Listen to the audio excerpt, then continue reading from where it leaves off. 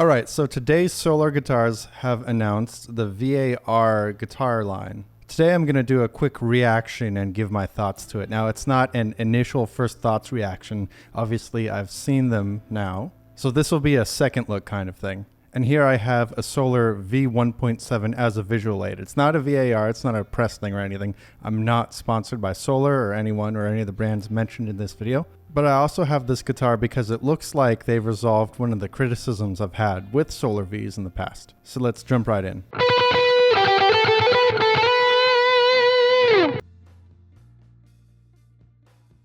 Alright, so I've got it pulled up on my cell phone here. And the very first one you can see is the kind of, it looks like, everyone's saying it looks like the Andromeda, the LTD, the ESP. Very cool offset V, very cool finish. It's the VAR 1.6 FR VC Plus. And you can already tell from the name it has the Solar Duncan Pluses. Those are the pickups. And looking at the other three models, because I see four in total, we have that Andromeda looking one. We have a blue sparkle one, very cool. That has a kind of Tunematic bridge. Then we've got a green one, of course. And both of those are 1.6s. The green one has the Floyd, and then there's a 2.6, the VARW, the white.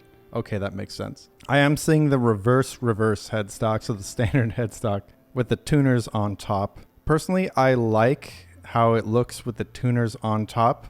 I do prefer the tuners on the bottom, the reverse headstock, just because it's a bit more comfortable for me to tune like this. Maybe it's just a me thing, but it really doesn't matter to me that much. I like both. Now, the thing I was really wondering is the output jack. So I'm going to click in here, looking at the Andromeda one. I go to the second screenshot and you can see the output jack is on the upper horn. And this is a big deal for me. I love this guitar a lot, this V1.7. The only reason why I don't play it more is because the output jack is down here. I got to take it to someone to get it moved, get some routing done. Because the problem with this output jack here is that it bangs right into your leg when you're playing standing up. And you could try it with an angled cable and all that, but that's still going to be contacting your leg. So having the output jack on the upper horn, that's out of the way. It's really cool. It's not a radical concept either, because here I have this ESP-E2 arrow, and you can see the output jack is right here, and there's no problems playing sitting down.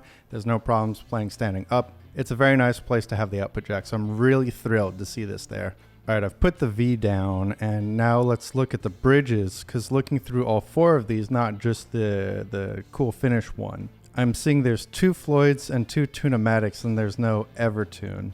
Now, I personally am a fan of the Evertune bridge. I like what it does, but I can see why people don't like it, why people would dislike it. It is a useful tool, but it does give a different playing feel, a different playing experience. And I've noticed, at least from my experience, the 6-string models, they have just a bit less sustain. For some reason, the 7-string models, I haven't really noticed this issue. And it's not the end of the world. Notes don't choke out instantly. It's if you're holding notes for a long period of time, several measures at least, then they just kind of die off. So I'm not quite in the market for another V guitar, an offset V. But when I am, I'm probably going to be holding out for an Evertune model of this. I say when I am, I mean if I am. All right, so I'm looking at the Floyd models, the VAR, the 1.6 FR green, and the VC. And those have the Floyd 1000, it seems. Now, I haven't had any issues with the Floyd 1000.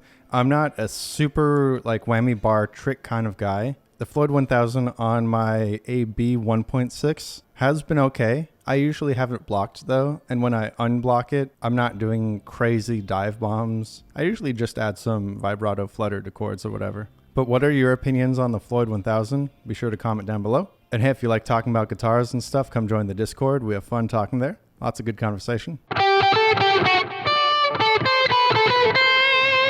Now, one thing I'm noticing in the spec sheet below where it says what Floyd model it is, the trem springs on noise silencing, that's a pretty nice touch. Usually what I do is I take a tissue, I put it in the trem cavity. I know some guys, they just take the cavity cover off, but it's great to see the noise silencing springs in there. Because the sympathetic vibrations, especially when you're playing distortion, it does kind of mess things up. Unless that's part of your sound, then, you know, good for you, not knocking that. Just for me personally, I don't want anything ringing out when I want the guitar muted. All right, and then the Tunematic bridge model on the other ones, it says it's the Tonepros Tunematic with string through. So that's pretty cool. Now I want to talk about the controls really quick. I noticed it has just the one volume and the toggle switch, and personally I prefer this. The styles of music I play and what I write doesn't really take advantage of the tone knob, except when I'm playing with single coils. I'll roll that back when I'm using the bridge single coil. But we're talking about humbuckers here. And so I've brought the V back here. You can see this has the tone knob, and the tone knob is a push-pull on here. And honestly, I haven't used the coil split on this, the push-pull. If anything, the tone knob is just in the way, and I have to make sure it doesn't get rolled off, because this one is oddly low friction. So I'm really happy to see just a volume and the toggle switch on these VAR guitars. Now let's talk about the pickups. And first I have to say I do like the stock Solar pickups. They've worked pretty well in my mixes. So while they're not super high-end bare knuckle pickups, for example, they have gotten the job done for me. And I've always actually been pleasantly surprised with how the songs I've used them on have turned out. So if I was going to hypothetically buy one of these guitars, I wouldn't be planning on switching out the pickups. Although it is perfectly fair also to do that if you have a preferred sound, a preferred pickup that responds the way you like. I do prefer the Solar Duncans the most. Those work with my mixes the best. The Solar Duncan, the Solar Pluses, those aren't bad. I have an S1.6 here and it has the Solar Duncan Pluses.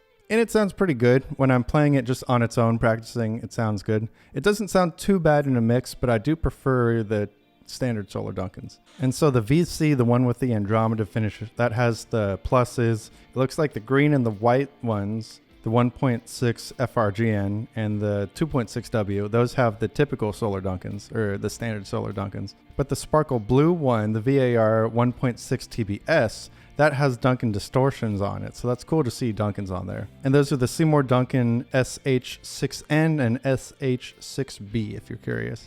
I honestly don't have too much experience with Seymour Duncans. I have had the Nazgul Sentient before. Those are pretty good sounding. And I've also had the JB Jazz combination before, which I liked better than I thought I would. I haven't played the Distortions yet, but if you have and you like those, then maybe that's the one for you there, the Sparkle Blue.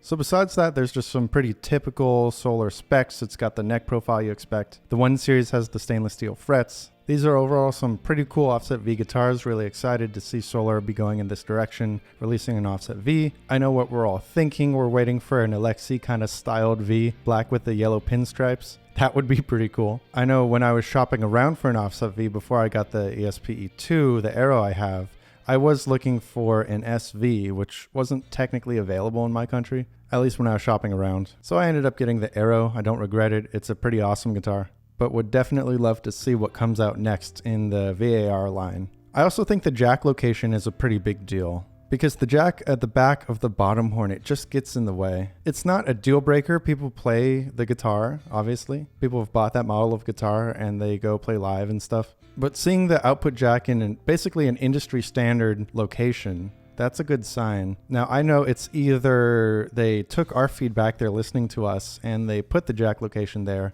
or maybe it could also be that for the offset V, for some reason, manufacturing it, maybe it's cheaper to put it there. Maybe this is the only viable spot. So it could be one of those two things. So either they were listening to us, or maybe it's just this is how it worked out. Either way, I'm happy to see it be there, but we can't get too caught up in the hype. We'll see what people think of these guitars.